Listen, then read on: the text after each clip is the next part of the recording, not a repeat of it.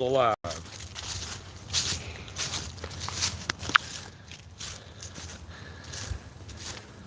There we go.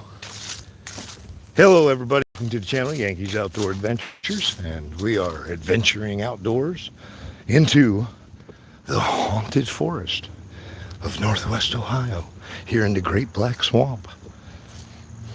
What makes it haunted? Well, we're going to get into that. I'll tell you a little bit of lore and legend as we approach the creek here. This is actually a new bridge, just recently built. They built it way too high, in my opinion, because it's almost as tall as my dang nose, and you can barely see over it, which is kind of stupid for a fucking bridge. It looks like ground down there, but it's not ground. It's all the leaves.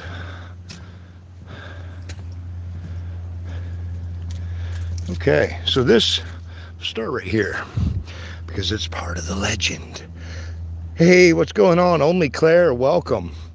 This creek is known as Beaver Creek, and there's a, oh, he's gone. There was a squirrel down there. Anyway, squirrel. This is actually Beaver Creek that we just crossed, and it's part of a legend or lore of olden days. This little area that I'm now standing in, now that I crossed the bridge, actually was a Ottawa Indian village at one time. We would have just entered into the village. If we could roll back the clock a few hundred years ago, there would have been a lot of action right here, because this was a very large village. Probably a few hundred Native Americans lived here on this piece of land that we're walking on.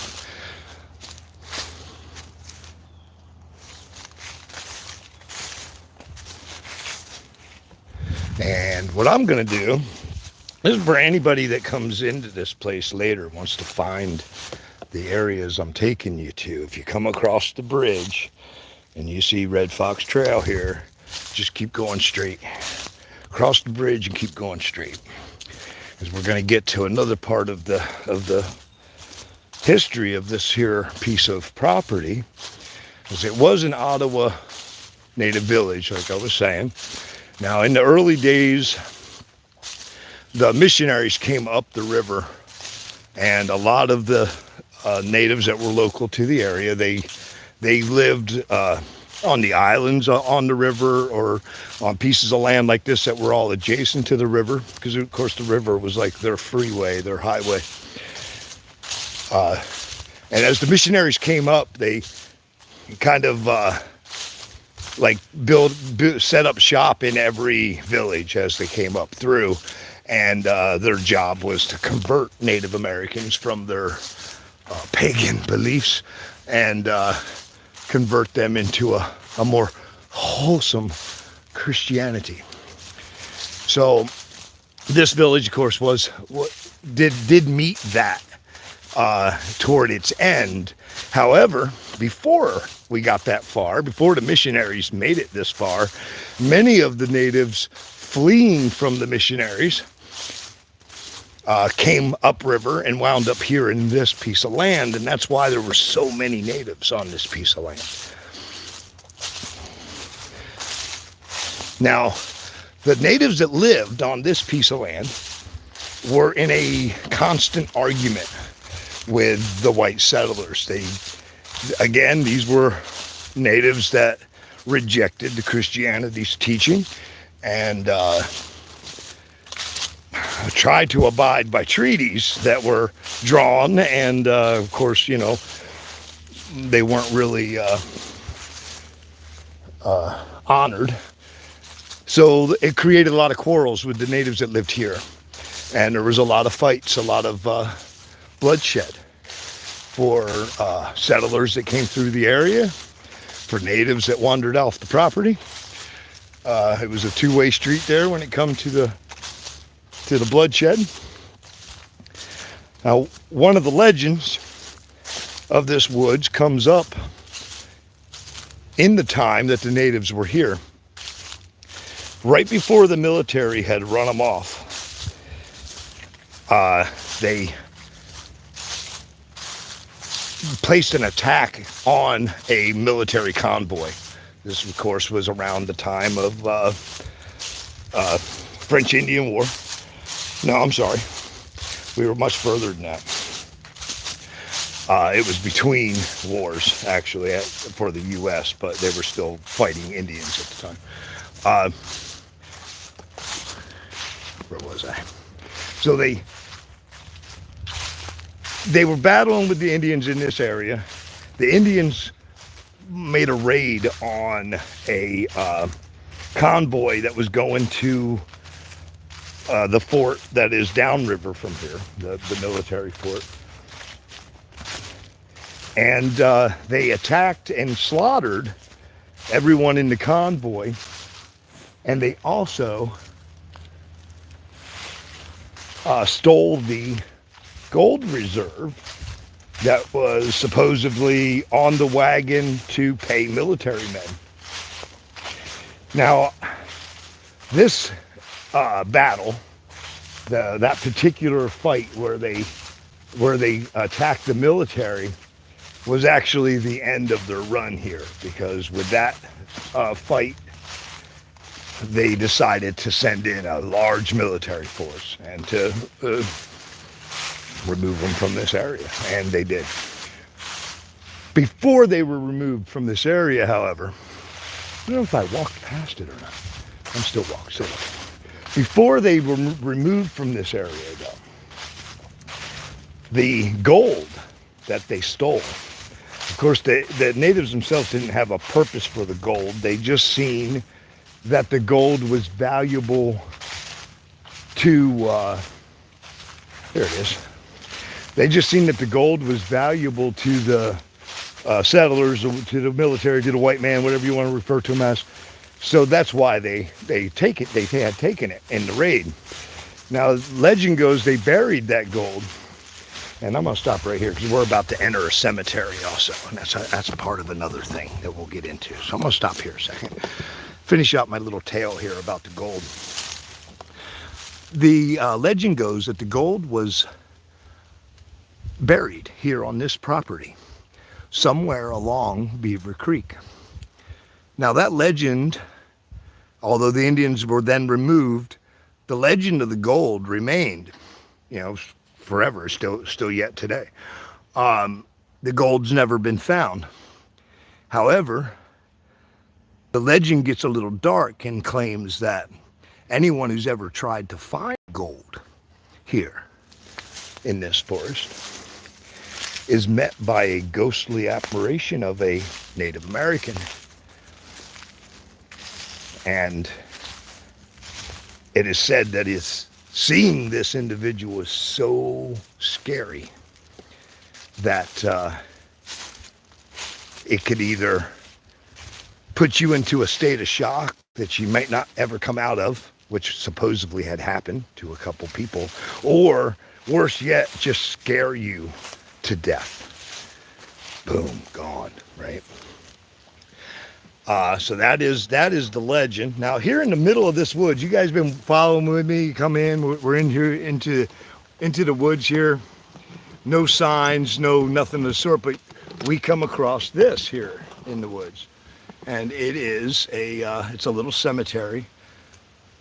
Once the natives were removed from this area after their attack on the military, and the military rebutted with a major attack back on them, and removed them from the area. Once they were removed, a small town actually was built here. And this is the remnants of the small town, this cemetery. When you try to research this town, you don't get much on it. You don't get much at all on it. In fact, there's a conflict of where this town actually is, or was, I should say, because some of the people will tell you it was on the other side of the river altogether. I found this cemetery Back then, there wasn't no trails into it like you see now. I found this cemetery because I don't stay on the trail when I hike, accidentally one day about, I don't know, 5-6 years ago. Yeah, maybe probably more than that now. I mean, probably 10 years ago, but I keep forgetting how long I've been here. Notice there's a lot of these square cut rocks. They go all over in here. I think this cemetery was even bigger than what they realized. And this actually may have been a marker for the cemetery itself. I'm not sure about that. There's nothing written upon it or anything of the sort. But again, like I said, as you try to find out things about this town, it's really a lost record of what exactly went on here. We do know it was farmed at one time. So if you look out through here, you'll notice that, you know, there's good sized trees, but there's nothing like, there's no huge trees like the giant tree that you can't get your arms around type thing. You'll never find any of that down in here because, again, if you go turn back that clock 100 years, they clear cut this thing. They got rid of the natives and they clear cut this entire woods. It was a farm pasture. Everything we're looking at here, you would have been able to just see, you know, all the way to the river. And of course now it's overgrown. And the history is very, you know, very lost.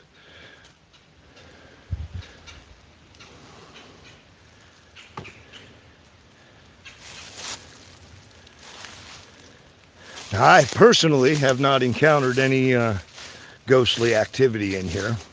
Although since there's only 2 people in here, and which means a large majority of the world won't know how crazy I am, I will tell you, I did have a really weird experience down in here once. Not because, see, that's a gravestone all the way out here too. See, this trail that's here in front of us, this thing was cut in. Who knows if it was ever even part of an actual trail or anything of the sort. Did you see this here is like right up at the trail?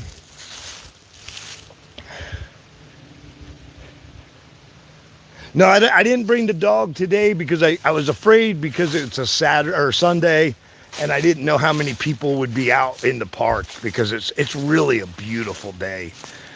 So I didn't bring her today. Because I was doing the live. Normally I'd bring her, but if I'm doing a live show, I got to focus on the camera. I can't focus on the dog, and that creates problems. So we didn't bring her today, just kind of, I wanted to get out because it's 80 degrees today. I mean, it's like freaking beautiful out here. And of course we got a nice fall, you know, colors popping, and we get the crunching leaves under our feet, and, you know, it's nice. It's a nice day to be out. I keep noticing, I know there's a lot of little trails here and there. Some of them are animal trails. Some of them are probably hunter trails because they do allow hunting in here. I just always peek when I see those little trails just in case there's any other, in case the trail led into any other old building or anything that used to be on this property from before. I did find, which it's off that way. We'll circle around if it, maybe we'll be able to see it through the leaves, or maybe it'll be too buried by the time we get over there. But there is a foundation of what was a house, was probably a house, I would say. It might have been a church too, though, to think about it, because this was a small town. A lot of the homes that were built back then, they really weren't built to last the test of time. And when something was built out of stone, a lot of times it had if you didn't, unless you were a rich person, the reason it was built from stone was because it was a important building, like a church or something like that. So there's a possibility that, again, not really sure. Oh, there we go. Sorry about that, guys. Did you lose me? I think you lost me for a minute. All right, back. We're going to continue on our walk. Here we go. I like finding the things that were, in use back then. Like here, you find this along the trail. Of course, obviously, at one time, this was a well. I don't know that this is as old as the cemetery, though, to be honest. I mean, I imagine it is, but maybe there was some repair done to it or something. I don't know. I really don't know our own history on the mortar and brick that I see down there. The cemetery, one of the very few stones that you can read says I think it said 1839. Oh, whether or not that's from that era, I mean, it must be. It must be. I'm not sure of our own history on brick, to be honest with you. And we may have been making brick back then. I don't know. I don't see a trail here. Now, see, this is where that well was. And again, you can see how this area is more clear. I mean, granted, there's stuff growing everywhere, but it's more clear than, like the areas right next to it. So, since there was a well there, I'm almost going to guess that there was a property that sat right here. Because of just the signs that I'm getting from the things around. Like this tree, it wouldn't have been there. They're too small for that. At most, maybe some of on the further outside, their trees get bigger. So these may have been around. They might have been small trees back then, or just starting to grow back then. But again, as you get up here, you can see that area there, how it is clean. It is cleared out. So it probably was a property. This trail continues.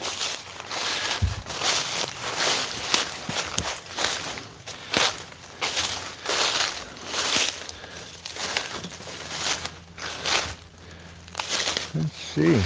I don't recommend too, if anybody's like coming out here, if you're local and you watch my video and you say, oh wow, I want to go check that place out. I don't recommend leaving the trail like I'm doing, because this woods is really thick. Although it's not real big, it's really thick. And you already, we're not in that far. I can no longer see a trail anywhere around me. So if you're not really alert to exactly what you're doing and you get off the trail in here, you can end up walking circles in this woods and, essentially going nowhere, just staying in the same ground and not realizing that you're even walking circles. So stay on the marked trails, always your best bet. Do as I say, not as I do. I really don't care either way, because like if I get lost, I just call it home, guys. That's God's honest truth. That's why I've never been lost in my life. Never. Have I been where it's so deep that I didn't know where I was? Yeah, but was I lost? No, because wherever I set up is my house, so it don't matter. I'm always home. I carry it on my back. All right, back on the trail again. We'll head around again. Now, there was 3 different accounts of individuals that claimed to have seen the native apparition, ghost, spirit, whatever, that has a purpose of protecting the gold. There has been actually claims. Now, the weird thing about it is some of the claims, all of the claims, I should say, went unspoken except for one, because out of the 3 people, only one of the 3 was ever able to talk again the rest of their life. Right? Yeah, that's kind of crazy. So like the first 2, they could nod, but they couldn't tell you what they saw because they couldn't talk anymore. That's what happened to them when they were out in this woods. The 3rd one was able to talk, but not right away. It was actually months of dead silence before the third one was able to speak. And he was a young man and was able to tell his story and his account of what he's seen out here in the woods. Now, there was also 3 individuals that were found dead. And the legend or lore quickly adopted those 3 individuals as 3 people who ran into the apparition and didn't make it out alive. Of all 3 of the people that died, in the research I could do on them, they were all older people. No one was young. So now whether or not it was a natural thing, 3 different people had heart attacks out here or whatever, who knows? You're talking about those deaths took place in a time when they weren't even doing autopsies or anything on bodies, okay? So it was very long ago. Could have been died of natural causes, could have slipped and hit their head, whatever. We don't really know. But we know that the legend picked them up as victims.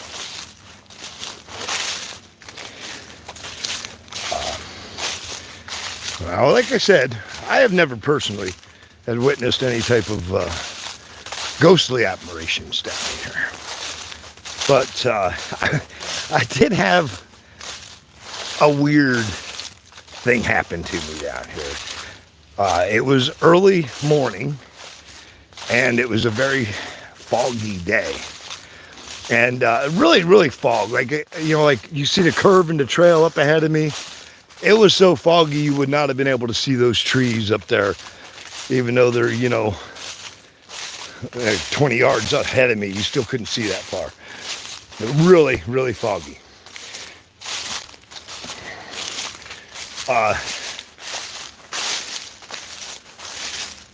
In the midst of the fog, I could have sworn to have seen some individuals who were just dressed out of place. Because they were dressed like they were from some type of reenactment or something, right? They were dressed like from long ago. And, which that alone, strange, but it's not really that strange. The strangest part is I passed them up, barely seeing them through the fog, but could see them well enough to see that they were, looked like they were loading, well, what looked to be like a horse wagon, which you could see through the fog. And as I went past, and I just kind of kept replaying it in my mind. It's like, what in the heck were they doing? And why would somebody be like way down in here doing a reenactment? So I decided I needed to go find out. So I circled around, and I came back out around the other side near where they were at, and they were gone. There was nobody there. There wasn't no wagon tracks. There was nothing there. There was nothing there. There was just absolutely nothing. And bewildered, I just kind of called it a day of who knows what the heck I saw, right? But yeah, that actually happened to me down in here. I still think about it from time to time, trying to figure out exactly what it was I saw down here that day. Maybe a little time traveling fog. This is another area that's cleaned out really well. I like looking in this particular woods. When you come to these areas that are cleaned out like this, I really like to go in and explore them a little bit just to see if I can find anything that's remnant of a town. Okay, and that is too. There's a lot of ash there. And it's not a campfire, but it's definitely there's a lot of packed ash in the ground, almost as if I wonder if it was a chimney. I do. I really wonder. I'm willing to bet there was something here as well at one time. I don't see any foundation of anything though. That spot of the packed ashes was really weird though, because that's not even remnant of like a campfire. That's not what you find. Not packed like that. I was digging it down. It was like several inches of just packed ash. And maybe it was like the clean out on a chimney or something along them lines. Very possible. All these trees are really, really small. So it's why I wonder if there was something here a little bit longer than the rest of the area.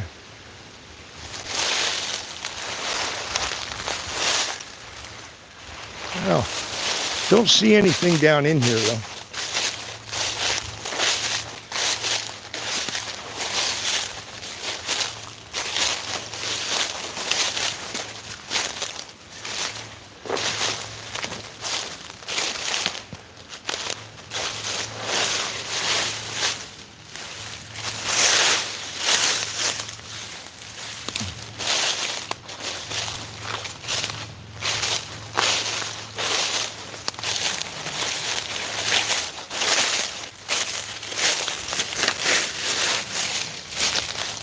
I thought maybe it was a piece of metal, but it was bark.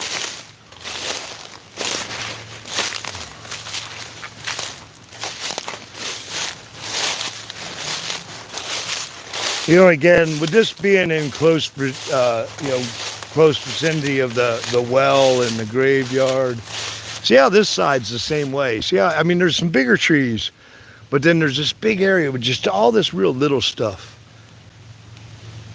Almost makes me think something might have sat in here too.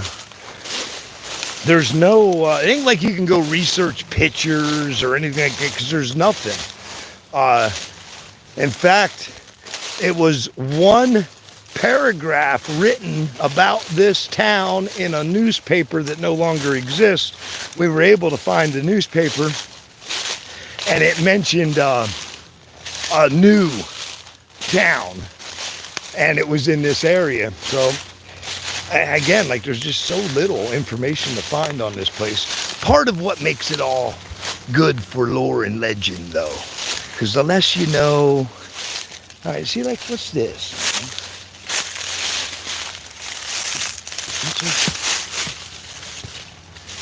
Somebody buried a bunch of stuff. That's concrete there.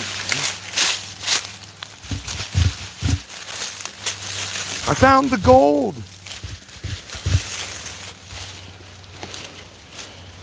I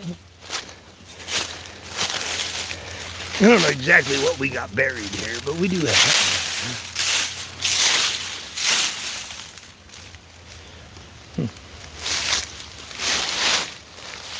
I'm gonna guess maybe that's a well they covered.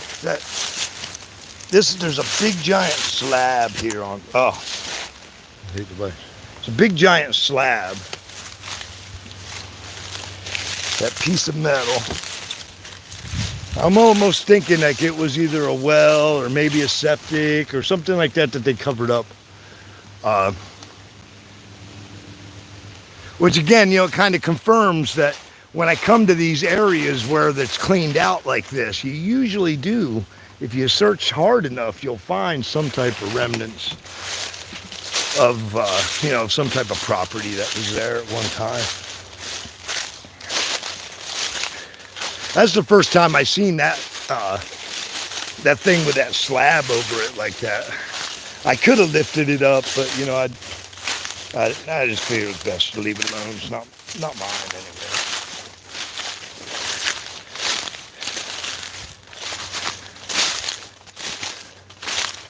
And we're back to the trail. And onward again.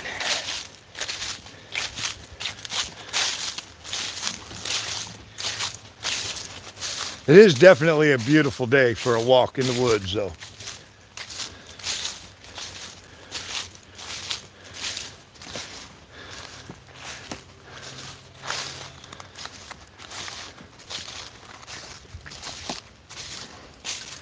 Hopefully I'm not making you guys seasick with the view you're getting.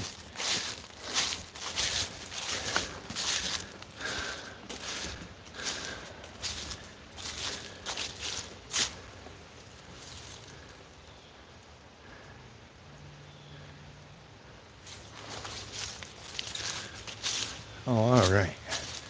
Back at it.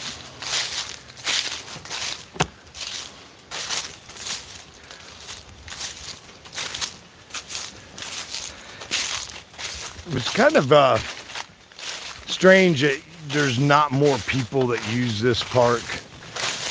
I mean, it's actually really good, easy trails.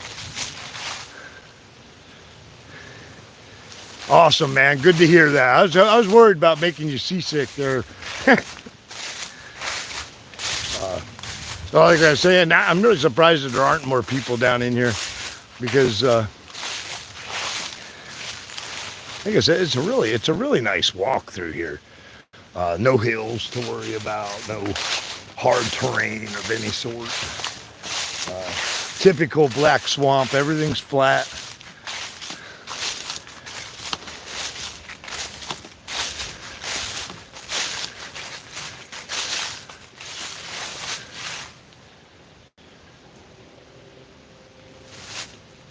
Keep searching around here. See what else we find.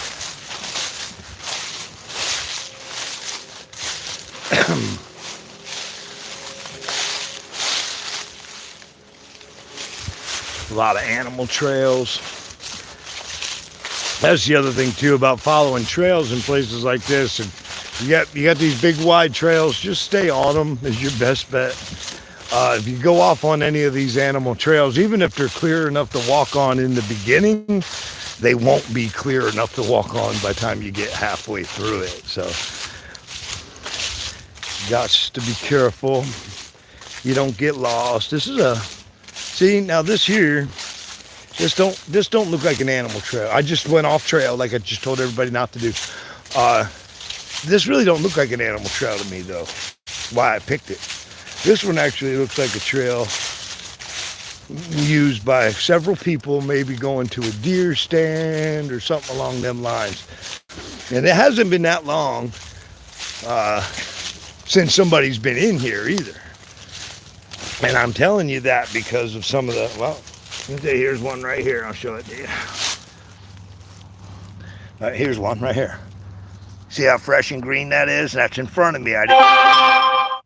Fresh and green, but it's broken. See it broken? Like that one there too, same thing.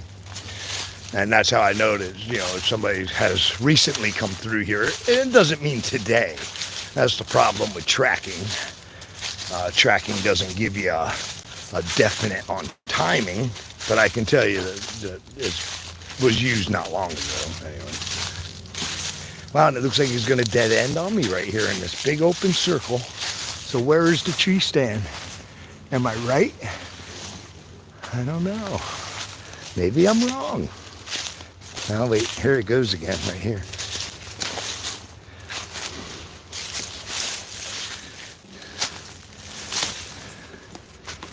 Wow. Don't see anything in here though. Now that looks like animal trail to me. And it stops at this big circle that whatever people were doing coming in here for. And it's like the trail actually circles around this right here. It's just like a big circle. And then there you can see that trail. But as you get up into that and step, you can tell it's like that's definite animal trail. And one of the easiest ways to tell animal trail from man trail is about what you have to duck through to get into it. If you have to duck a lot, it's not a man trail. That's, you know, it's just that simple. Us men don't walk around bent over cutting trails. We stand up straight and do it. So the way this is the other reason why I said this is like a man trail to me, because there was absolutely nothing in my face.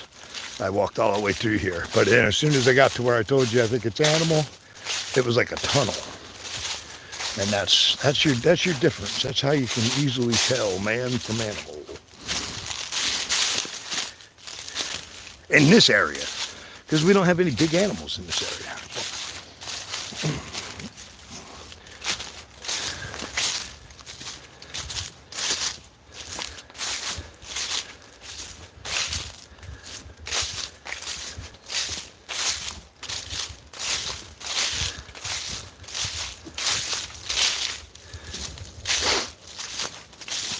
Who we got in there right now? Who's still hanging in there?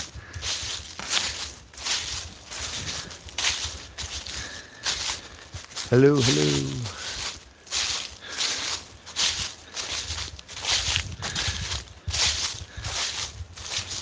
Hello, hello. Nobody? Maybe they can't talk. Maybe they're like me and their live chat is blocked. I hate that.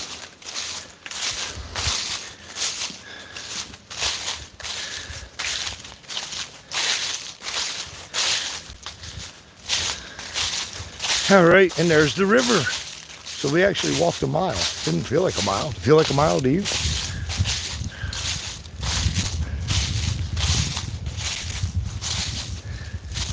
Here be the river as we made it down here.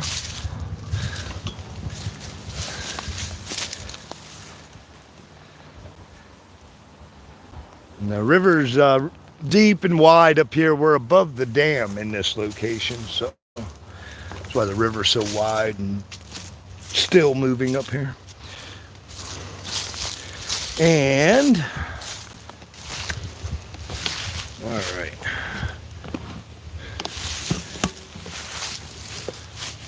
Oh, let me do this real quick. I'm gonna scare the shit out of you on your haunted hike. Ah! Told you I was gonna scare you. All right. So we are out here in the. Wow! I scared somebody. I had somebody in there, and they seen my face and they left. All right. I'm out here in the middle of Turkey Foot. We didn't see any ghosties or goblins or anything of the sort here today, but that doesn't mean we won't. Hey, who knows? I don't know. Anything's possible, I guess. But I did just show you guys that cemetery, and there's still quite. Like I said, I'm in about a mile now from the bridge, so I'm gonna continue around the loop. If you go to the right, it's a larger loop, and to the left a little bit smaller loop. So I'm going to go to the left mainly because I like the way the river looks up there on the corner. So that's where we're going to go, and I'll turn you guys back around just like that. That way you don't got to stare at me. I know that's not very pleasant.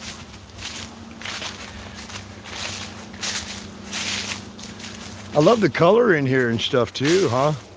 There's a nice fall color coming on. Still got a lot of green down low.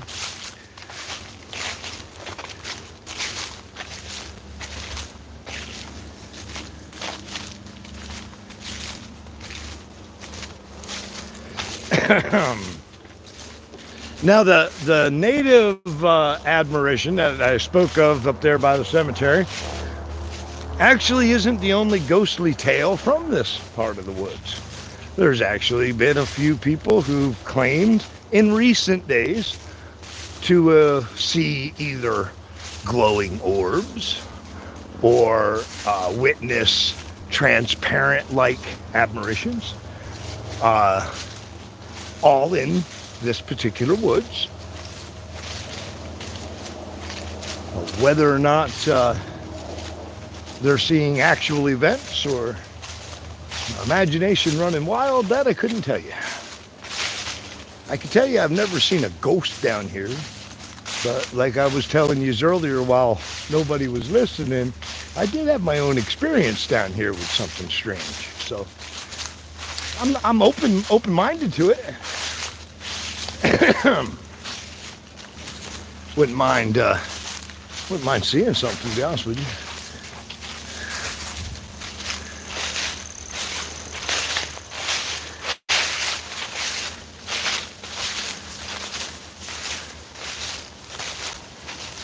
This has got to be one of the best little hikes that nobody does in Northwest Ohio, though. I mean,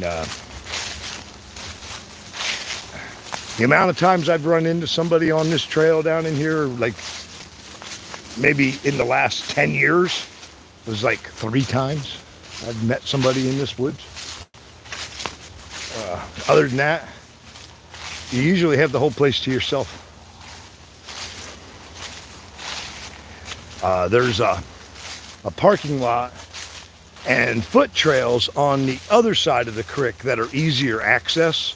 You don't have to walk as far to get to it, and they're the ones that are used all the time. This one here is actually on the south side of the bridge. You gotta go down and cross the bridge, and then you go off into the woods here.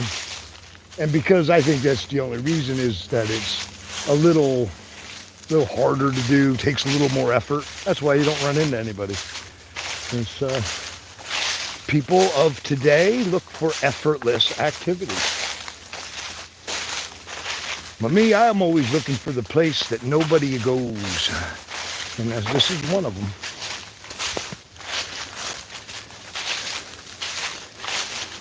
Gets a lot of use by hunters, like, you know, that early morning. So like if you're out here early morning, that's kind of a thing you might see. It's like the most frequent you'll meet anybody.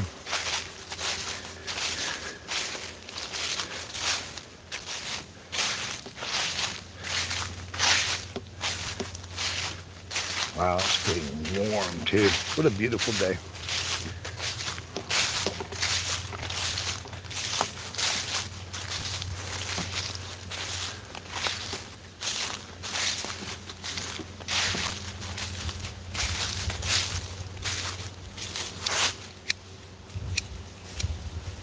Oh shit. Dropped.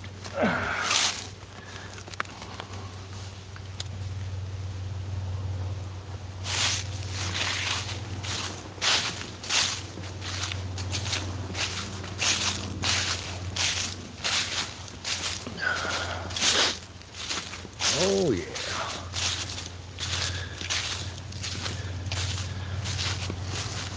Now there's no camping allowed in here. It's got all the rules that go with any other state park in the area. You got to be out by sunset, that type of stuff. Now, not to confess any broken laws of any sort, but let's just say I happen to know an individual who camps down in here at nighttime all the time. And because no one's allowed in here at night, he never has any problems. But again, you're not allowed to. So break laws at your own risk, people.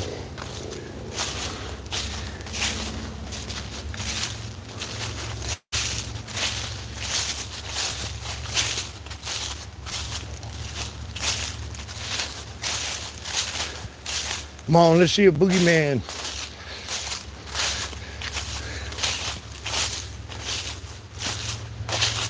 If we see the Indian admiration of the Indians trying to protect the stolen gold, I'll try to convince him that his tribe sent me here to pick it up.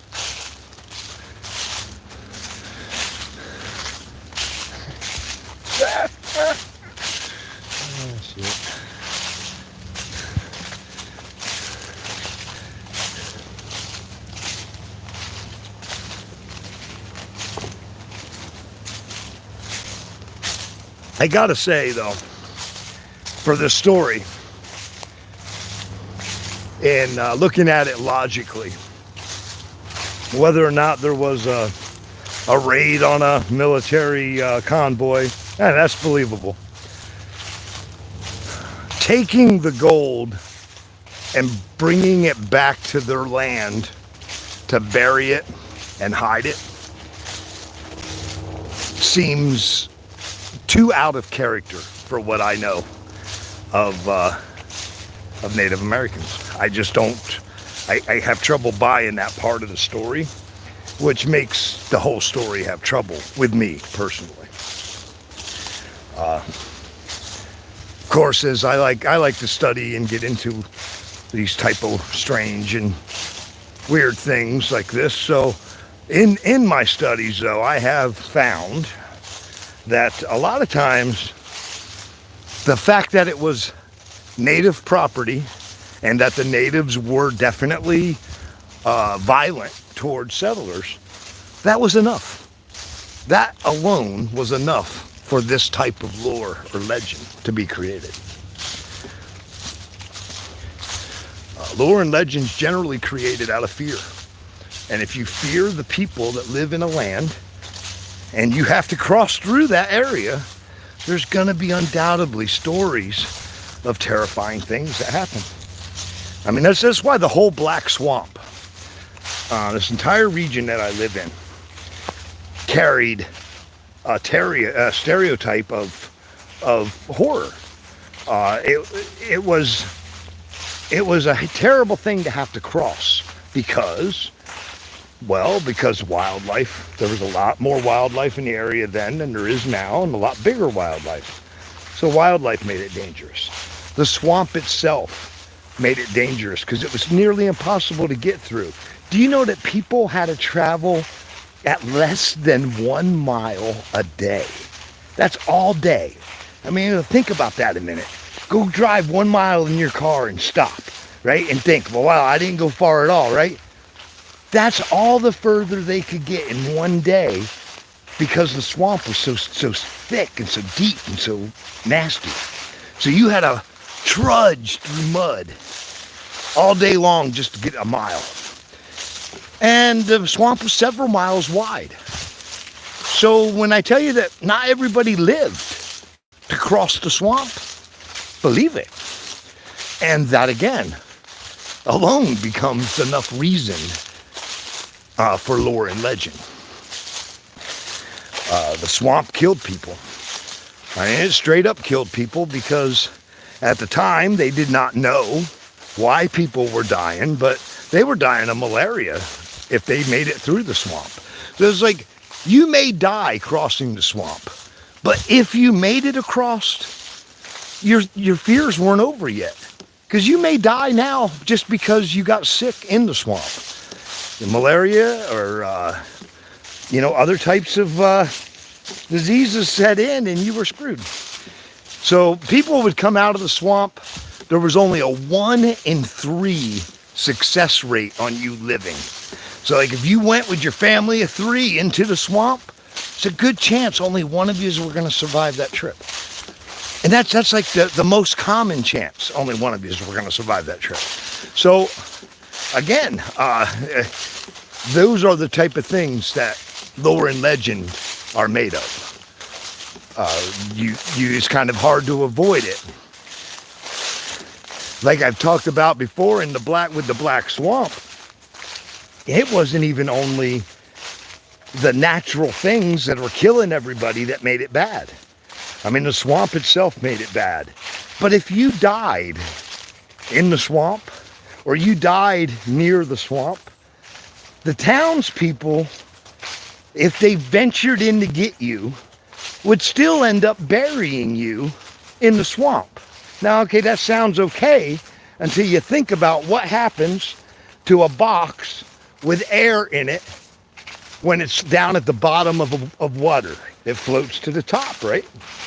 Well, that's what was happening in the Black Swamp. So now, as you're crossing the Black Swamp, not only are you worried about natives, you're worried about animals, you're worried about sounds, that you've never heard before in your life. Because again, the wildlife was immense in the wetlands. And around the curve, as you're trying to sludge through the swamp, you got dead bodies popping up out of the ground. Literally popping out of the ground. Because you can't stay buried in a swamp. So when you guys, if you stop thinking, you take all that into consideration. Why were there so many scary legends that came out of this region? Well, I mean, that alone tells you. Because it was a scary place. When people can't come up with the actual reason for scary things, their minds make up all the rest, Your mind is a wondrous thing. It can fill in the blanks on any story. And that's what it does. So, like I said, the deaths, the amount of people that died, even if you made it through the swamp, people were still dropping dead. That alone, it brought up, people claimed it was cursed. it was a curse from the natives that was killing everybody. But it wasn't a curse, it was malaria. Um, but they just didn't know, you know. But that's where these lores and legends come from. And I know I not to upset anybody who's a hardcore believer in things like Bigfoot and things like that, but you got to realize that the largest portion of those sightings and things that people go through, they're not lying to you about what they saw, but because they don't know what they saw, their brain is making up the rest. And again, it's not a lie. You know, it's like you can't call one of these people a liar because they're not lying. They're honestly telling you what they think. But the problem with this is that their thinking process has too many holes in it, and their brain fills in all those gaps. And that's why we get a lot of legitimate people who have weird sightings that no one can prove, and then they go down as being, oh yeah, he's a weirdo. See, I don't look at it that way. I really believe they believe what had happened to them. If somebody believes what happened to them, then they're not crazy for telling the story.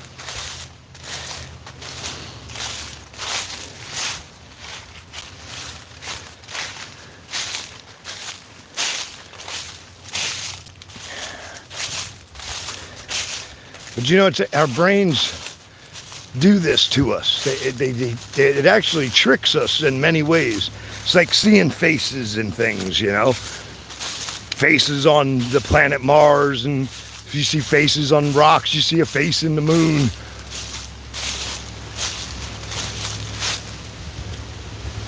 Hey, that's a new trail.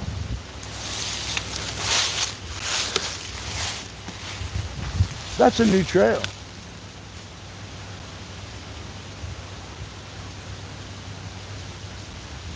There wasn't two trails that cut this. There's a trail here. A wide cut trail. There wasn't two trails, so. No, there wasn't. There's one trail there, and then this one's new. This is a new trail. So which way did this go up?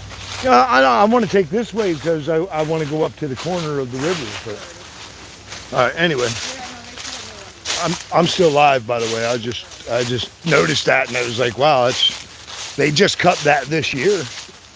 I know that much. Okay, sorry about that, guys. I got sidetracked there. There was something new.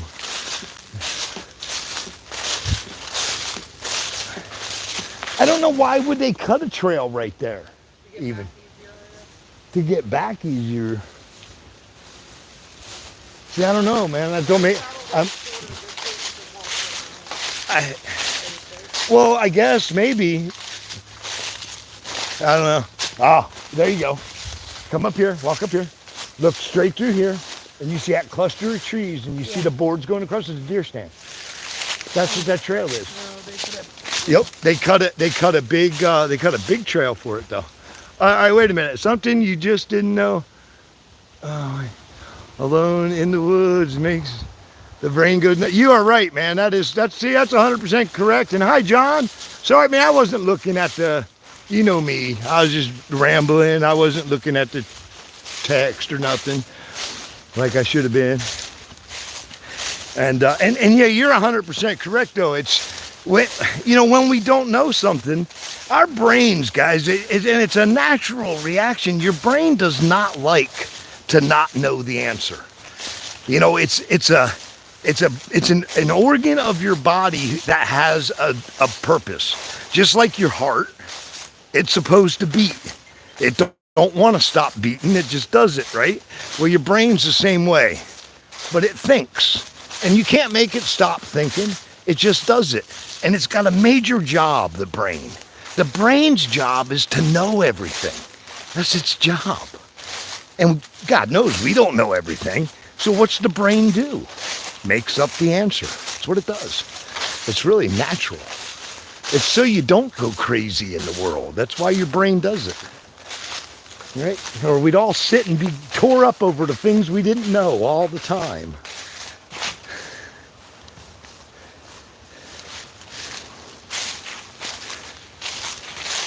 See, that little trail back there, the one you just passed, that's another hunting trail right there. But it wasn't wide like that other one. Somebody went and took a chainsaw and made a trail, man. You ain't really allowed to do that. So.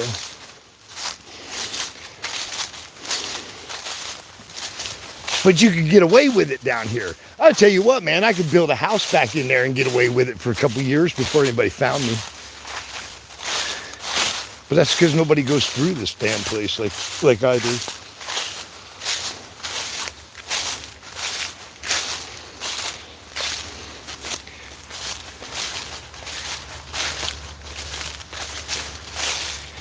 John, you remember this hike, don't you, buddy? I think we even went this way, because this is the way I usually go if I'm with anybody, because I like the corner up here. Like, just happens to be one of my favorite spots.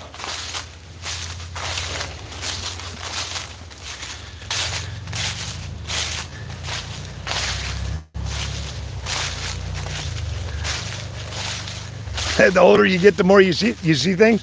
That's well, you know, that does happen, I guess. So, did you ever know anybody that started seeing things before they passed away? I've actually known several people, but well, then again, because of the volunteer stuff, we end up knowing a lot of people who are on their way out. But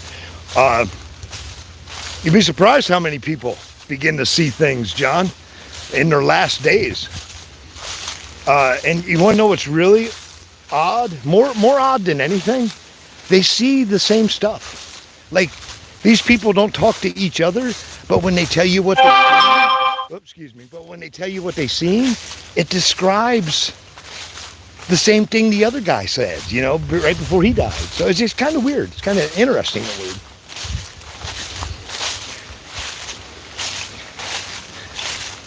It's like, you know, talk to somebody at hospice.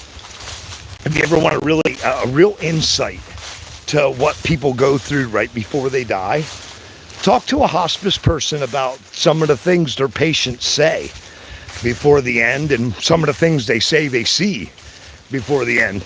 And it really is interesting how there's a common ground on what these people say and see. But now, that could be an argument, though, of possibly there being something because they have a common ground. But it could also be an argument of because they're all from the same culture, it's just the way the brain is functioning with the situation. And the reason they all kind of see the same stuff is because of their culture. It's because they've all lived in, say, the United States, and this is watched a majority of same TV shows and all that crap, and that's where you know all these impressions come from.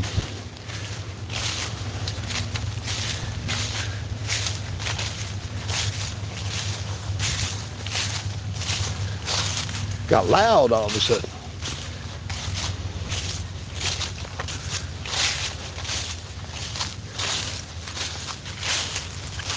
Go Tarzan on that one.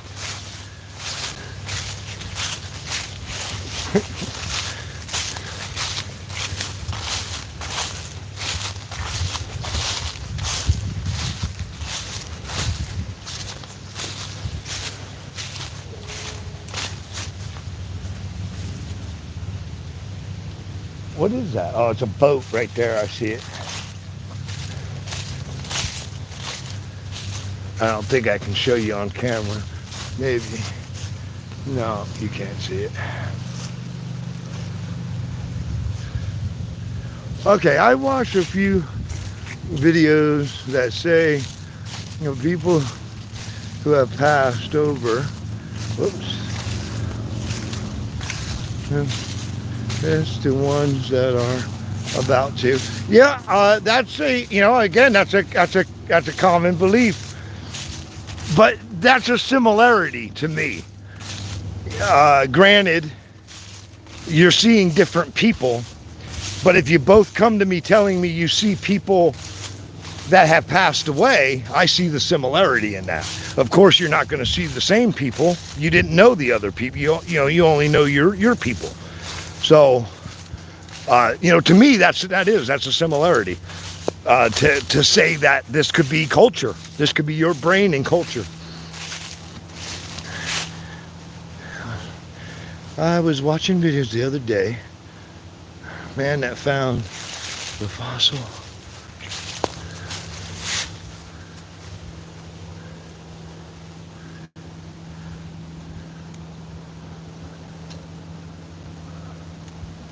Rocky animals 2x2. Huh, that is interesting.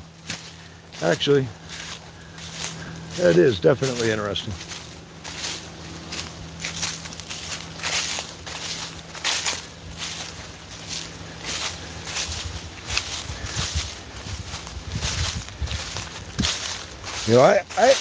I guess maybe got a little bit of a weird insight to the whole afterlife stuff because of my upbringing. A lot of family members that were self-proclaimed witches and whatnot, and did seances and cards, all that type of stuff. I mean, I grew up with that type of stuff. If there was a bump in the middle of the night, as when I was a kid growing up, it was your parents who confirmed it's a boogeyman. Don't worry about it. So yeah, it was kind of, but it was an interesting insight, in my opinion, because that's where I can begin my experience level of this stuff with my own things as a kid. I can tell you, as a kid, if everyone around you believes in something, you believe in it, regardless if you've ever seen it, because it's part of your teaching, right? So when you see a shadow, and now that you believe, you already have no problem believing all this stuff that your role models are teaching you, and then you see a shadow, well, hell, who knows what it could have been now? I mean, your brain could turn that into anything, because your brain has a large playing field of what is acceptable, because you already believe that. So, growing up, I've probably seen more boogeymen than people could imagine. But on the opposite side, most people see a boogeyman and they shiver and are afraid.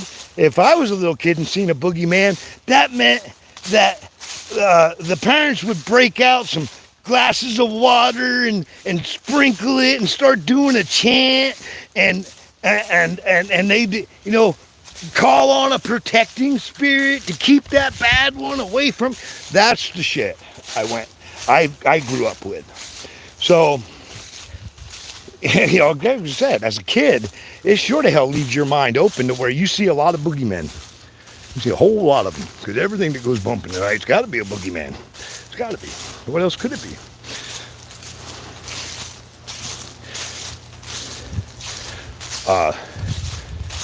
And it took, it took me growing up and putting action behind all these thoughts and finding my own realism.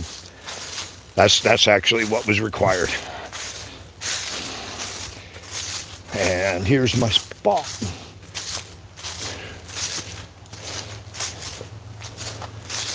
You can tell I haven't been here in a while.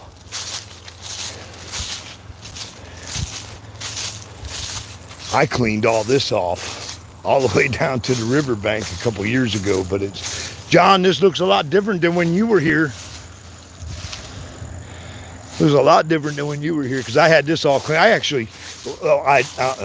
I know somebody who may have camped right here illegally for 2 weeks, 2 straight weeks, and nobody ever told him to leave, as he camped right there illegally.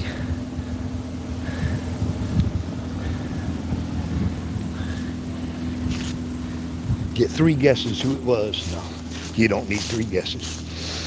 You know who it was. All right. I'm going to give you guys a moment right here. This is actually a really good fishing spot. It really truly is. Give me one moment, guys.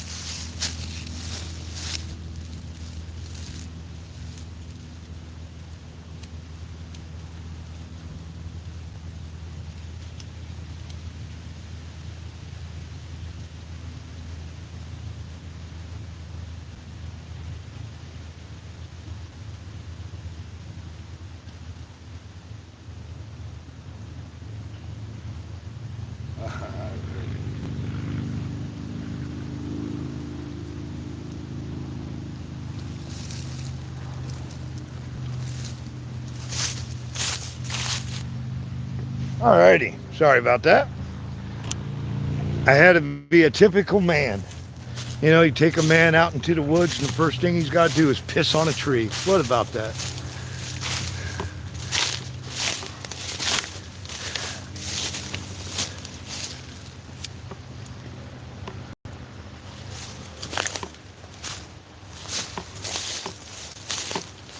I am actually off the trail again. I hear dogs barking. Excuse me. Probably smoking something.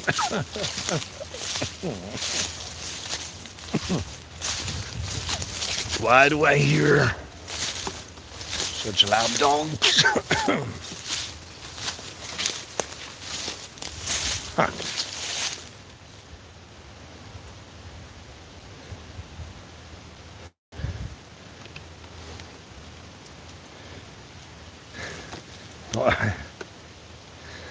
Gotta mark the territory, that's right. Hey, John, have a good one, bud.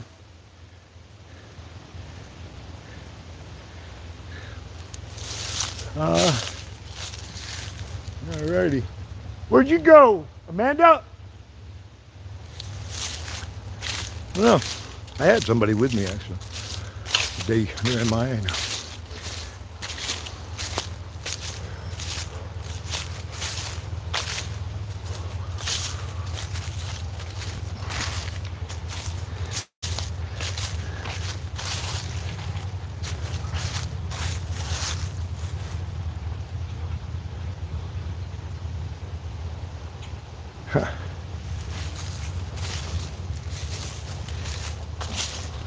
I do not know.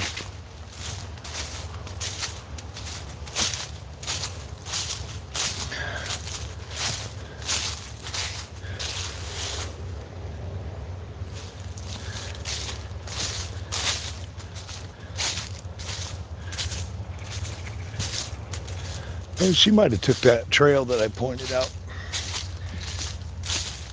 She probably shouldn't have, because I don't know if it goes anywhere.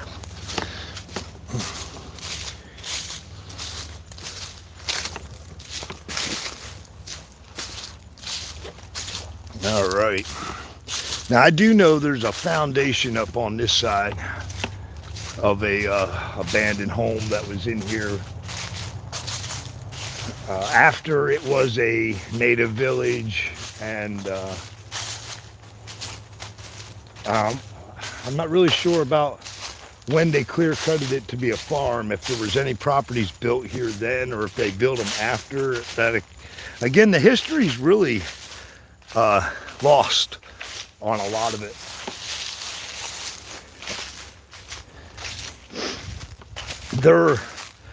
This was actually a town, like I said, is what we're standing in right now. We're standing in a town. Okay, all right, there you are. Well, I noticed you were missing, but I didn't think you went far. That is a cool spot. That is a nice spot. We're taking a break to get some water. Excellent. I'm just pushing. I'm gonna keep going on up around. I'm looking for that house foundation that's right here somewhere. I think it's up a little further though. But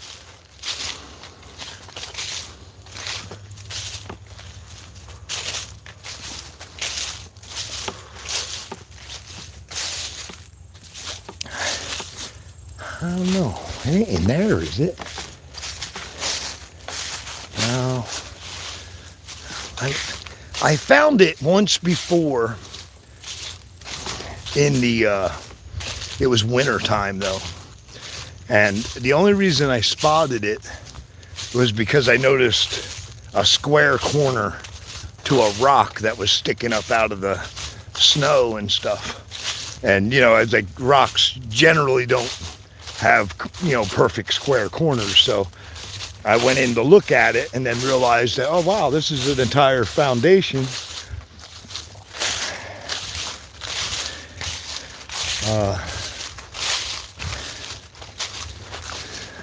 I know it's right along here somewhere. I know it sits back off of this trail a little bit, but I know I could see it from the trail. Which is pretty much what I'm trying to spot now, is I'm just looking for shapes in the stones. A lot of leaves and stuff, and still on the bushes and stuff, so I might not see it. No. That's a pretty solid trail right there.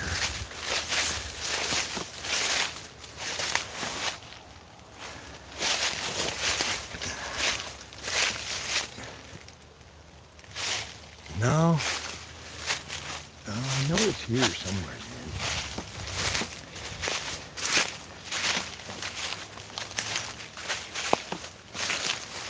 I might be getting close. If that's a cedar.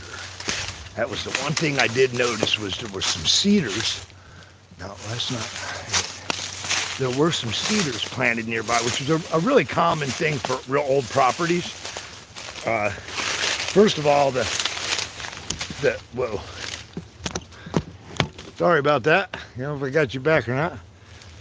There you go. All right.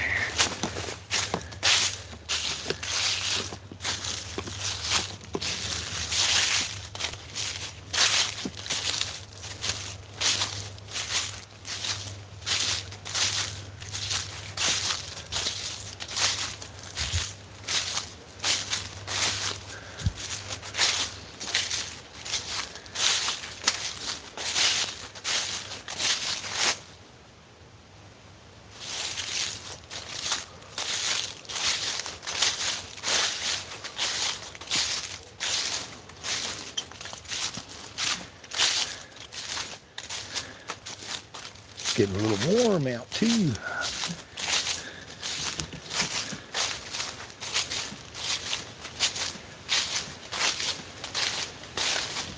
If you take the longest route in this park, I walked the biggest outside circle. I think it's like almost 3 miles.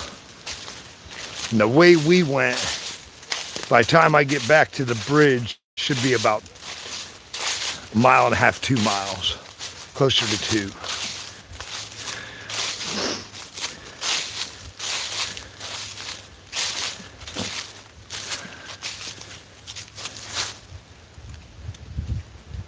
You know, I'm still looking for that foundation.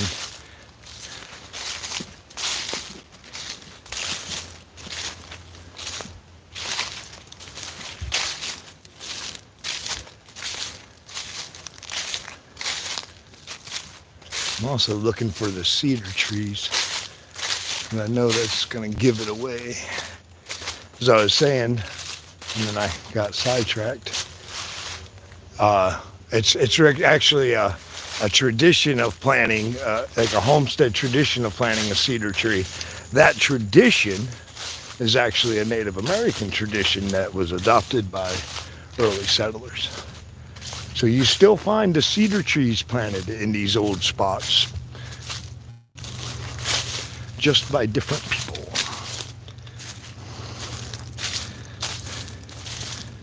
I'm into the curve of it. I bet I passed it. I bet I walked right past it and didn't see it. The only reason I ever found it in the first place was because of the snow. And I'm trying to think if we found it the day I was in here with John, because I was looking again for it that day. I know I found it since, because we were just in there, 4 months ago or something. I brought somebody back in here because he wanted to do some metal detecting, but it turned out that there was a lot of old rusted, like you can't even see it, steel, but it all still comes up on his metal detector, so it didn't go real well for him. So like he was getting hits every couple seconds, but it was just crumbled of like dust into dirt type stuff.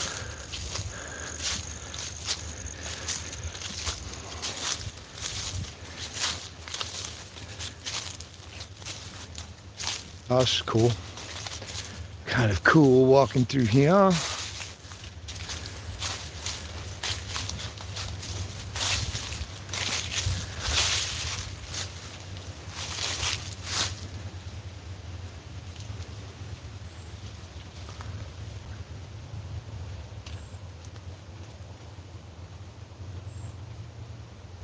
Where did you see it, Ross? Hey, Uncle Al. Where did you see it, Ross? We'd go in and look at it, man. There's actually a lot of lore and legend about this woods, without a doubt. There's from as far back as settlers go in this area, there are haunted stories of this region. And as modern as hunters that come in here now still claim to see things. So, hey, say who knows, man? It could be anything possible. I think it's a little bit of a freaky woods because you don't ever see anybody in it. And then, like, as I showed you guys in the beginning, if you weren't here for it, I'd tell you to go check out the replay. In the beginning, you know, I take you guys to the cemetery. There's a just abandoned cemetery here in the middle of these woods too, and you can't even read names on the stones anymore. But you know, you add stuff like that together, and you wind up with a good property for some old lore and legend. The bridge that I came across in the very beginning, that's a new bridge. The old bridge that used to be there is also part of lore and legend. According to the story goes, I'll say, a farmer who was coming across that bridge. Again, they turned this into a farm over here. They clear cut all this and made a farm. Was coming across the bridge when something on his buggy had broken, and it flipped the buggy while it was on the bridge, throwing him off of the bridge and killing him, of course. So that story was one of the first ones that began to resonate because of a death occurred right there. Well, you know, it's again, little things like that make for great formula when you're making a lore or a legend. You add in that somebody had died there already. You add in a couple people were found dead in the park throughout the years of history. And again, like I mentioned earlier on, the people that were found dead in a time where we weren't doing autopsies and stuff yet. You know, when you go back 100 years, things are really different. So the only thing you would get is you would get your body looked at. If there was no evident wounds on your body, then most likely you died of natural causes, and that's about as far as it went. They didn't open you up and try to figure it out. So we don't really know what had killed those people. You know, we can take the legend for what it's worth and say that people had died in here. Well, sure. We know a farmer died on the bridge. We know there's a cemetery with at least 20 different stones. So we know people died here. Again, this is like making a recipe for lore and legend. You know, these are all ingredients you need to make a good one.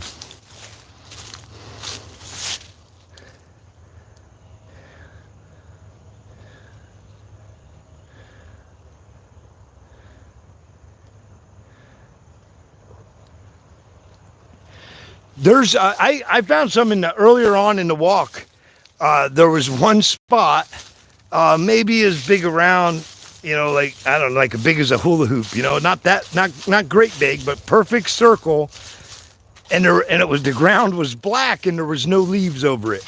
And it was like that spot stuck out to me because it was so odd with not even one leaf laying in the middle of the circle. When I checked it out, I checked it out on camera. This was in the beginning of the live show. I dug the ground there and it was like packed ash, like not ash, but soot. It was like packed soot. That's what it seemed like to me. And I dug like maybe 4 or 5 inches deep, not super deep, but it was all ash packed like that. So actually what I had concluded, what I concluded was probably there was that that spot may have been a location of a house, because this was a town. And it's very possible that that spot of black ash was somebody's clean out on their chimney. It could have been just that simple. And that was just several years of ash from a chimney that had combined on the ground there, and then remove the house, remove any of the top stuff, and you wind up with that packed spot. Now, why was it completely round and why weren't there any leaves in it? That I can't tell you. That you're going to have to, throw that to your imagination and see what sticks.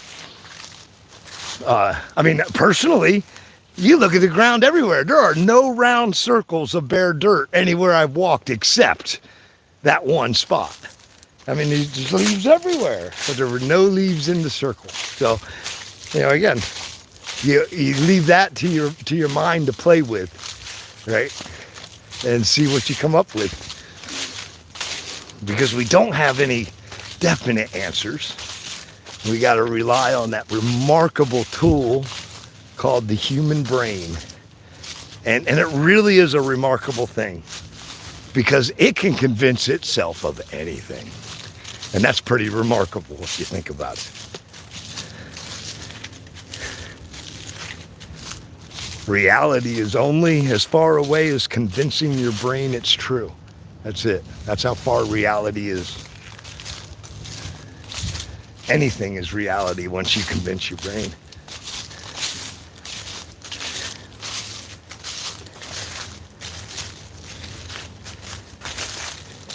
Now, along this creek, yeah, I got off the trail again.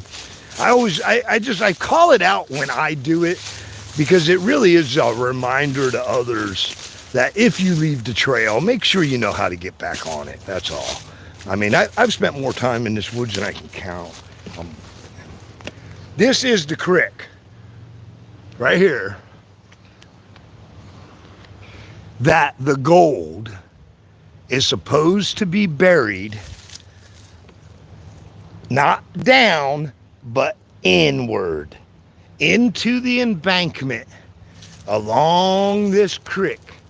Somewhere is where they supposedly buried the gold. Again, they didn't bury it by digging down. They buried it by digging in. Now, like if you look down there, right about there, it's hard to see it on camera, but that embankment down there is probably from the water level up. That embankament's probably 6 foot tall down there. So there's a lot of that, to where the embankment here is probably about waist high to the water top. Down there it's over my head. So there's a lot of embankment like that. Like this. See, that part of the embankment caved in. Ooh, that part of the embankment caved in. Almost like something was buried there. No, I don't think so. But anyway. See, now I came down here. See how steep the bank is? So the year, I should know it. And I don't want to quote it because I can't remember, to be honest with you. But it would be 1800s. The fort here on the river was there at the time, but it was built in the 1700s. And the only thing I can tell you about the time era, this was not a town. This land that we're on right now was an Ottawa camp, a Native American camp. There were several hundred Native Americans that lived in here on this ground.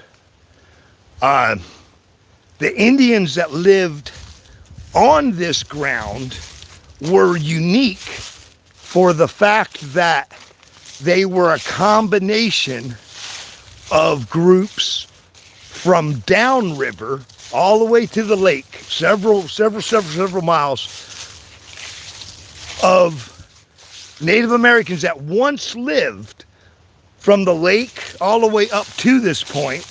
But once the settlers came in, and not really the settlers, it wasn't the settlers, it was the priest who came in before the settlers. They would come into these camps and they would build a church, and their job would be to convert every Indian there into Christianity.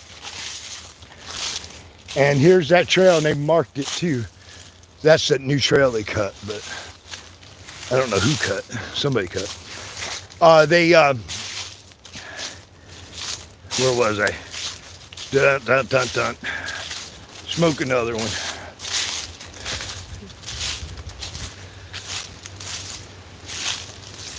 So yeah, the Native Americans were living here. They were Native Americans that were a collection of natives that once lived along the river and who would not convert to Christianity. So they fled their home in search for a new home. This particular area became home to hundreds and hundreds of them. And at that time, this is when the legend about the gold comes up. Because at that time, there was not a friendly rapport with the natives here. There was friendly rapport with other natives, but the natives that were here on this land, this particular spot, it was dangerous as hell to cross because the natives had really, really hard feelings for the people coming in. They didn't accept the lifestyle change, and they seen the people coming in as not being trustworthy because they didn't keep their own word on their treaties. So they were violent to those people. So you came through the area and you met one of the Indians from this village, they probably would have killed you. It's just, pretty simple. Now, at the time, this was a village, and it was a problem village because settlers were passing through the area, and this one small spot became a real deadly place to pass. A military convoy came through one day, going to the fort, supposedly carrying payroll in the form of gold press, which would be like stamped gold. And their convoy was massacred by the natives. They killed every single one of them, and supposedly they took the gold payroll, and that's what they buried in the embankment along this creek. Then, of course, the legend goes on to say that if anyone were to try to find the gold, that when the natives left this land, which they left because of this raid, they raided a military convoy. So in retaliation, the military put together a mega force and came back here and took it out on every man, woman, and child who lived here. Okay? So, running and ultimately removing them from this area. It was kind of like the straw that broke the camel's back type of thing. But when that happened, the legend says that the natives had conjured up a spirit of a warrior to guard the gold and to kill anybody whoever attempts to find it. Fast forward, when this became a small town, there were 3 individuals who died in these woods. And of course, the legend was they were looking for the gold, and that's why they wound up dead. You know, they were found dead. 3 other individuals survived the encounter. However, only one of the 3 was ever able to speak again the rest of their life. And it took him 6 months. 6 months after he was found and rescued, he could finally utter his first word, and that's when he told the story of the ghost that did that to him. So there you go. That's where the legend come from. That's where the legend spawns.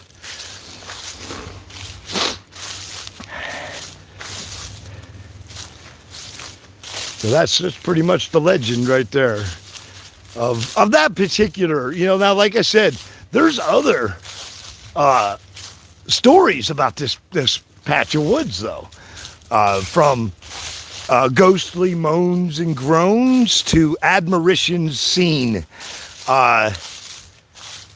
Now, the attack by a ghostly warrior, there hasn't been any in a very, very long time.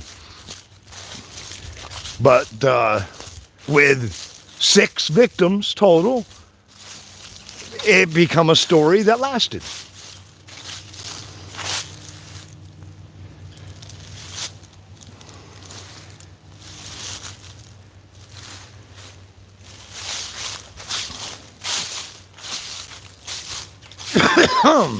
Excuse me.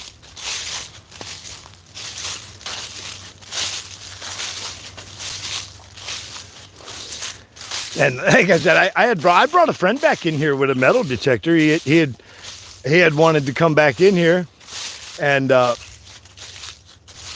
he had trouble though, because it was like I don't know if you were in there when I was saying it or not, but there's a lot of iron that rusted away. Like there were metal things left in these woods that you can't see anymore because they literally turned to powder.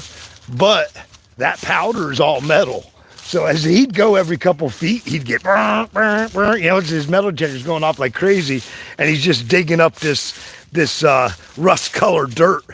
And he's like, man, it's the dirt. The dirt's metal. But yeah, he didn't have any luck finding anything. He didn't find anything. He just kept getting these readings off other stuff. Now, why is there tape all over that? Let's see. What do we got here? Somebody's tree stand. I'm reckoning. That's the other thing, too. Now, this is a public woods. So if I just came out here and used that guy's tree stand, and I was sitting in it when he came out here in the morning, would he be pissed? Probably. But it's public woods. So that must be a public tree stand, right?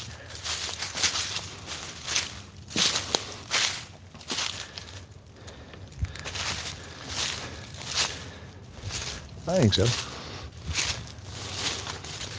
Well, here's a bunch of fencing.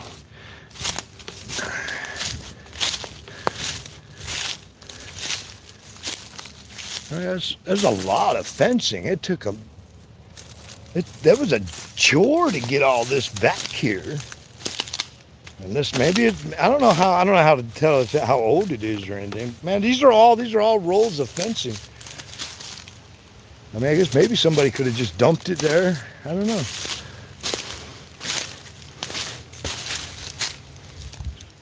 The woods, what? Oh, wow, check out that tree. I was standing here right by and didn't even check it out. Now, there's a tree. If that sucker right there could talk, right there. If that sucker right there could talk, he'd be able to tell us the whole story. That tree right there remembers when this was a native village. I'll guarantee he does.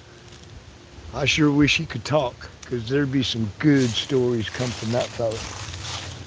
He remembers the village. He remembers the city. He remembers it all.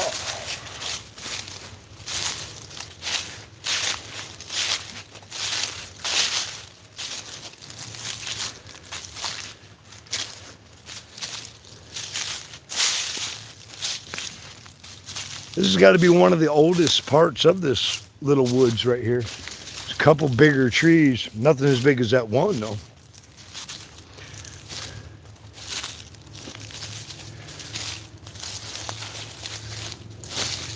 Same with that one right there, man. That's a monster too.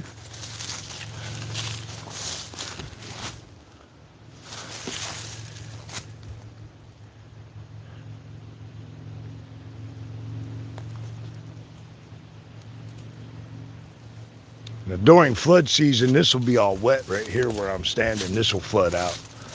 It's a downfall of the black swamp, man. You don't have as much ground in the spring as you do in the summer and fall.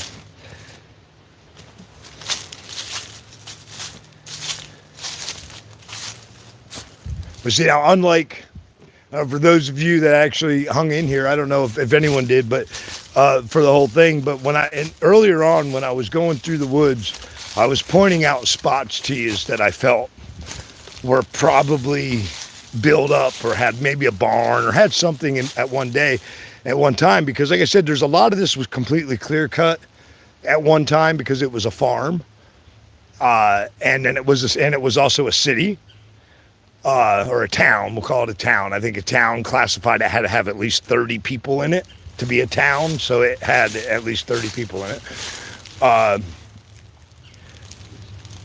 But my point is, when I was going in, I was pointing out those areas. A lot of them may have looked like this, but this ground is not bare for the same reasons. This ground through here is bare like that, but it's bare like that because of the water rise. The water will rise. This is all uphill. The water will rise up to about this point up here. So that makes that terrain different. In the center where I was showing you those areas where there was nothing but real little trees, that was stuff that, you know, within 100 years it was clear cut for some reason. No. Oh, wait a minute. It's lost me. You might have lost me for a minute. Sorry about that. I told you I had some with me on this walk. They were at a cross trail and they didn't know which way to go there, and I had to send them a text and explain what they were doing.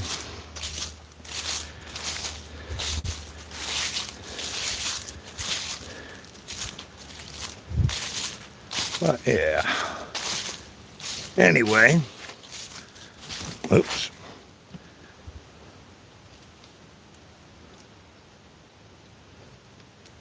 That thing did that to me. Huh. I don't know.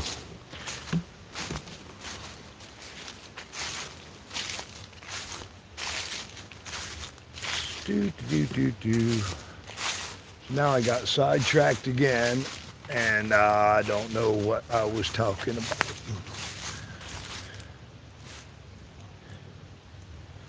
Just the difference in the terrain and why it's clear down there and up here. It's the clear spots usually mean something different. Yeah.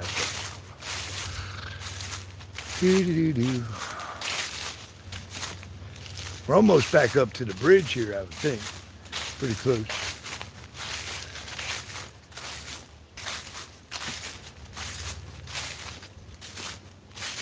I know I'm past that foundation now, though. I walked right by it again. I have to come back in the winter and mark it with something.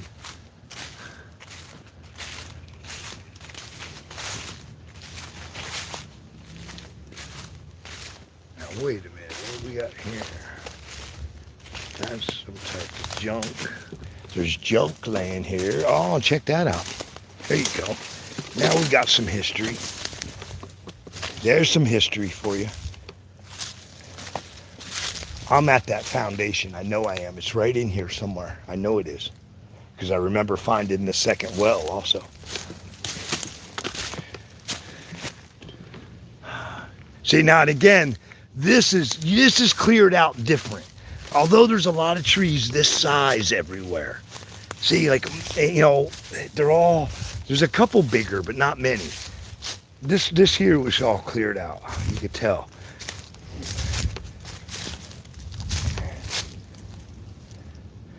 See, the way this whole ground sits different right here. I wonder if somebody stole the stones from the foundation. I swear it was right here.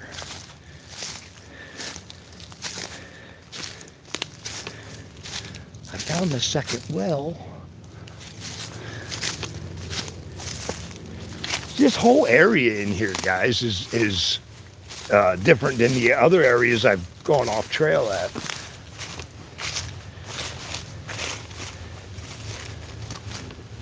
I don't see it.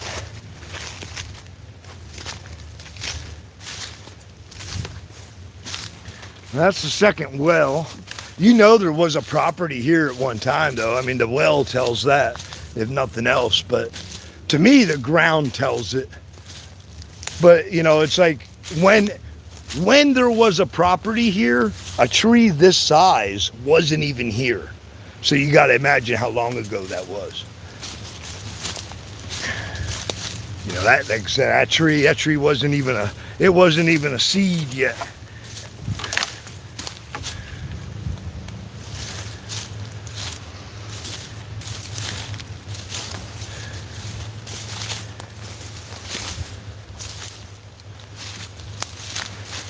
You see it right there, cedar.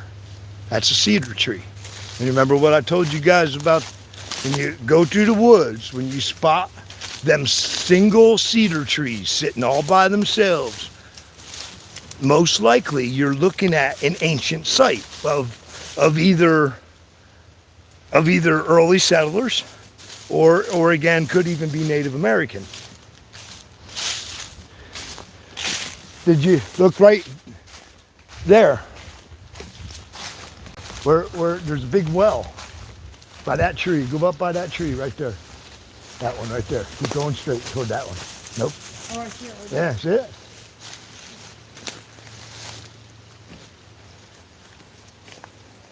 That well, I'll tell you what, when that well was dug, that tree wasn't there. Nope. So imagine how long ago that well was dug, because that tree come up right through the rocks. Yeah, that's pretty cool. So that tree was not there. I mean, how big is that damn thing? So it's got to be 100. It's got to be over 100 years old, in my opinion. It has to be,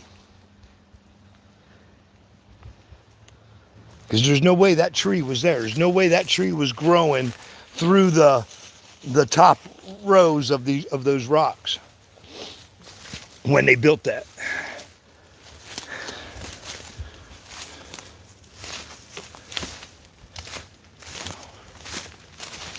I thought the foundation should have been right there, but it's not there.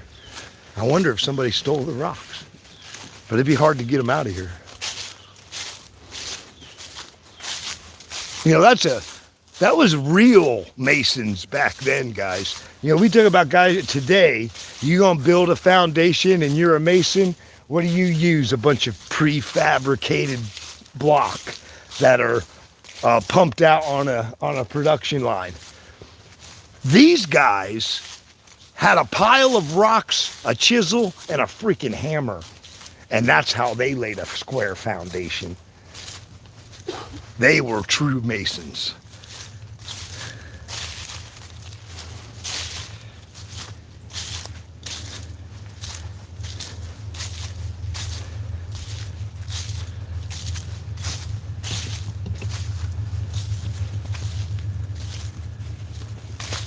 Oh, kind of an eerie part of the woods right here for some reason.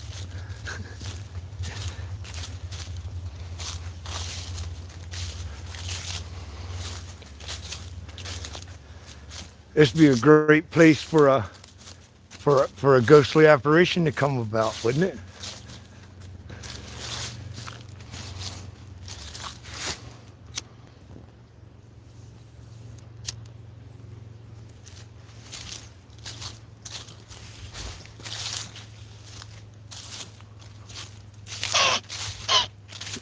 What'd he say?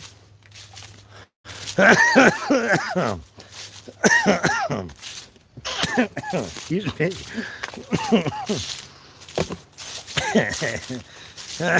Shit. Hey, there's people. I see people. There's people. People. We're almost back to the bridge. Yeah, I just seen people.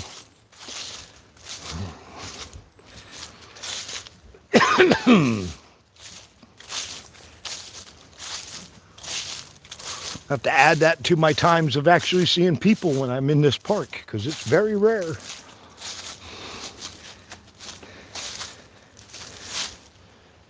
Over there's our bridge. Right there where you see the people's. Hey, Dad, this tree right here. What is it?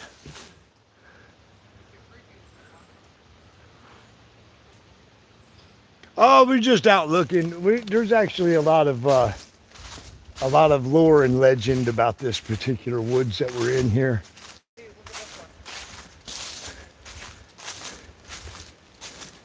one. Yeah, it's creepy looking, ain't it? Yeah, that's, I mean, It is. It's kind of just like creepy looking. She's picking out that tree right there. yeah, I mean, it looks just It's kind of creepy looking. antique. Found any human remains? No, we found a graveyard in the middle of all this, Uncle Al. So I guess in a way we found some human remains. Hey, there's the bridge right there. Yeah, so I said the bridge is right. We're back already. Right there, it's so close. I was getting back there and taking my camera before. Yeah, but we've been walking almost 2 hours. So yeah.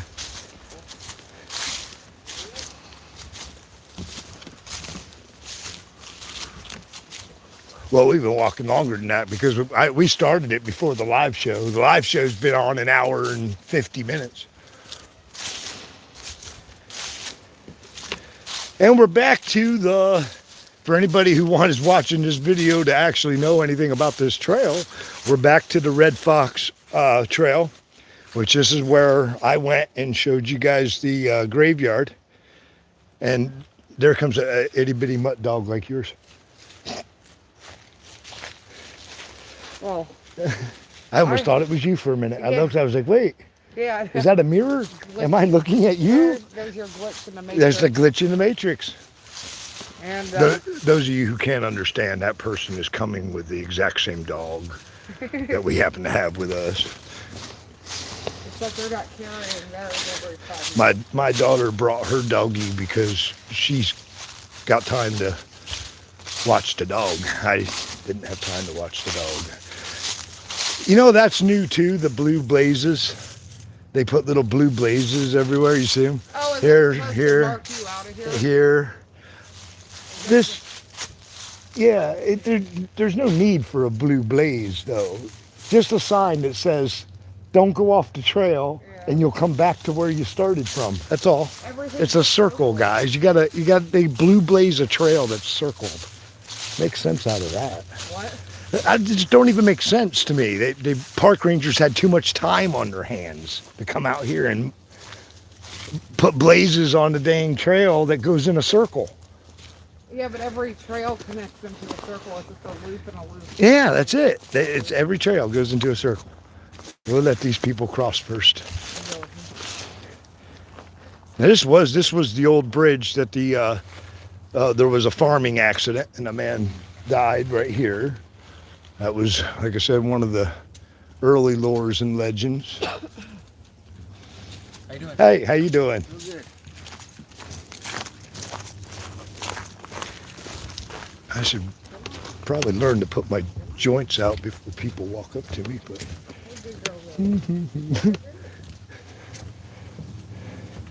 I should probably learn to put my joints out before people come up to me. I was just standing there still smoking. It was like, hey, how you doing? Yeah, well, shit happens, man. I wasn't even thinking about it. I was doing my thing. Yeah, it is what it is. Oh, crappers. I want to look at this wall. I love the architecture that goes into this because this bridge right here is over. The bridge we came across, of course, is new. It's like they said, they just built the dang thing. But You going down there? yeah, you can get down here. It's not that hard. But this right here, some of it's been repaired over its time.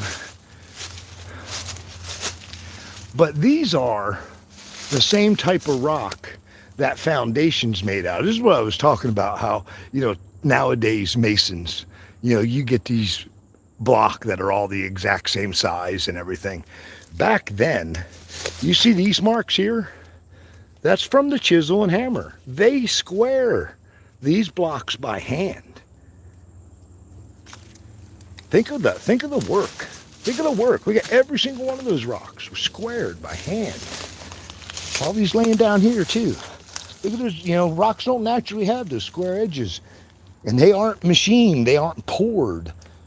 That's a mason. That was a real mason. Imagine, you give a man a hammer and a chisel and a pile of rocks, and that's what he created. Now that's talent.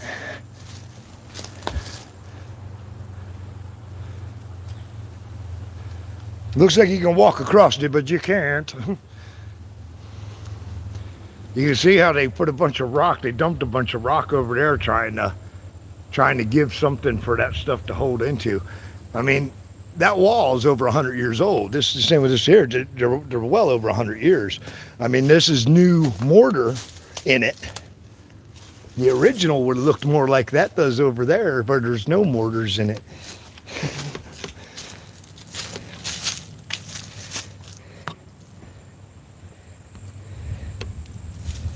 But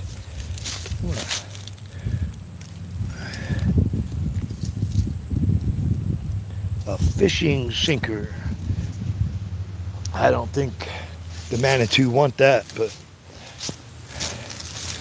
me personally, I'm gonna leave a gift for the Manitou right here.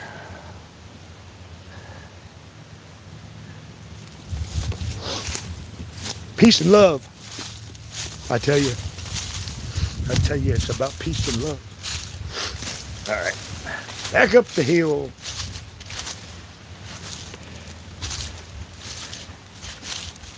Now, this is the reason, you guys, when you go hiking and stuff, this is the reason you get off trail, because people walk across this bridge, they'll walk across it all day long, and they'll never stop and notice the history that's here with this bridge. I mean, yeah, granted, the bridge is new, it's shiny, it's pretty, yay. But there's a lot of history here. And they kind of covered up the history. They really did cover up the history, because there used to be a sign on the old bridge explaining the farm accident. And now all that stuff's gone. So they did cover up history. And I don't agree with it, to be honest with you. I think it would have been more important. I think it would have been more important to make people go the long way around and never build a bridge back here, just so that the old bridge could have stayed with its history. Now granted, you couldn't cross the old bridge because it was in too bad a shape. But that old bridge was well over 100 years old, and it had a lot of story to tell. And you can get here, or you can get on the other side without this bridge. It's just a matter of it takes longer. So for the matter of convenience, they erased history, and I don't agree with it.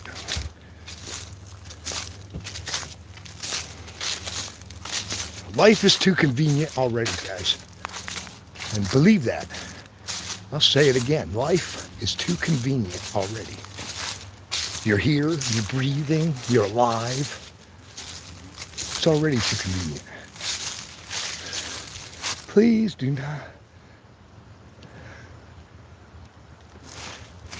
All right, what's the purpose of it? What's that say? I'm just trying to understand the purpose of it. It costs tax dollars to put it here. So I'm just trying to understand the purpose of it. Witness post, please do not disturb nearby survey marker. I don't get it. I Exactly. don't get what it's for, because are you not allowed to go back into that? No, no, not at all. That's what I said. It's but you can't. But no, it's not. You're allowed back there. It's nothing like that. But it's survey marker means property anyway. No, no. It means there's a survey marker. I mean, you can own the same property and have it lotted off in 20 different lots. There would be 20 different survey marks. So no. An entryway, please don't move this sign, I guess is what it's trying to say. I don't know. I don't get why they would. Well, I mean that alone, to me, it's a wonder it's even still there. If I was 20 years younger, I would have took that home with me today. Why? Just because that's what happens when you put a sign up that says "Don't move the sign." Fucking people. My tax dollars paid for that. All right, guys. I tell you what's going to happen. We're gonna wrap it up. I see I got more people coming in.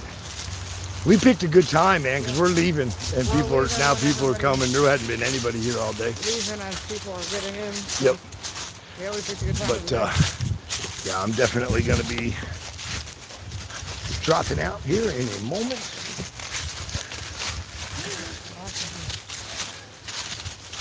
How you doing, man? Good.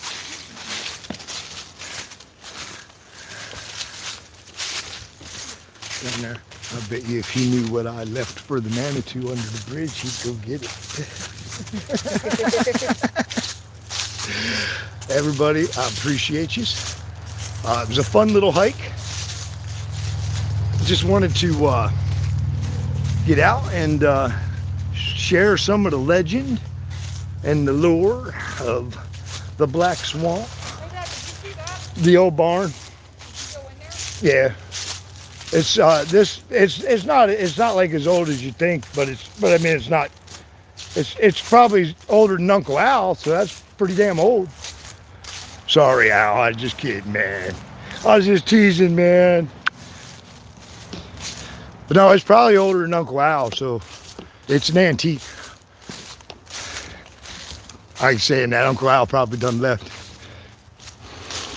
Yeah, it's not that old. I mean, it's old, but it's not that old.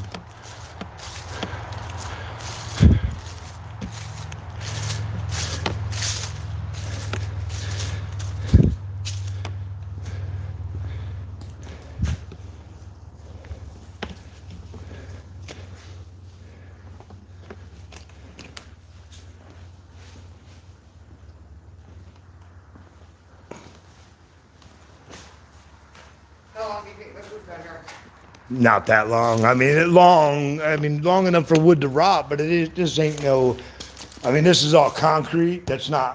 So it's not like the old stones of the bridge, but it's old concrete. I don't know. I would honestly, if I were to guess, the concrete to me looks like it's 20s. So maybe 1920s, 1930s is the concrete work, would be my guess. But the building itself, granted, there's rot all over the place. You know what I mean? There's boards rotting to where they're completely gone. So that don't happen overnight. But the construction of it says it's early. It's all later, much later. So it's all late construction. I'd almost say this concrete's older than the building that's above it, if I had to bet money on it. But I don't have anything here to tell me. Here you go, some witches were collecting some stuff, doing some voodoo. Huh? Yeah, I'm telling you. The voodoo, it was voodoo going on right there. I don't know that. I'm just saying it, guys. Don't take that to the bank. Somebody obviously was collecting little pieces of glass, though, weren't they? Yeah. What we got here? Mike and Candy. Mike and Candy again. Mike and Candy. I bet they're divorced by now.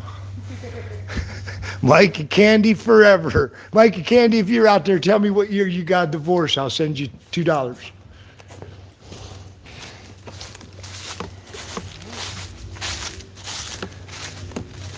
a trail. We should have tried that trail that way. Well, you notice how they're blue blazed though with that other one, but this trail will never touch those other trails. You have to go across the bridge. That's the circle. This here, That goes straight, right? I hate this side of the park, and I'll tell you why. They cut 15 trails. Once you go down here, Yeah. about every 10 feet it breaks off again, and it breaks off again, and they're all for no reason. They all go loop back to the same trail. So it's just like, if you go in there, you'll end up doing a shitload of little circles. And it's like, well, damn, I just walked. And it's like, I hate it. Why in the hell you put so many damn paths so people could turn around easy, I guess, or something. I don't know. And all you gotta do is turn around. But Exactly.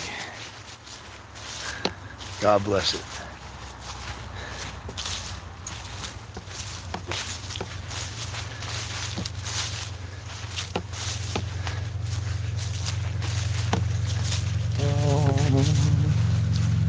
Motorcycle.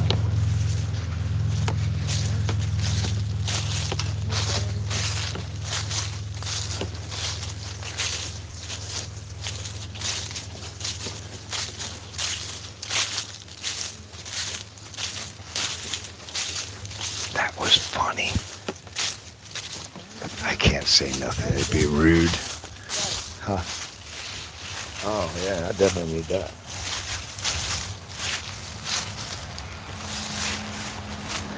did you end that? Not yet. I'm about to.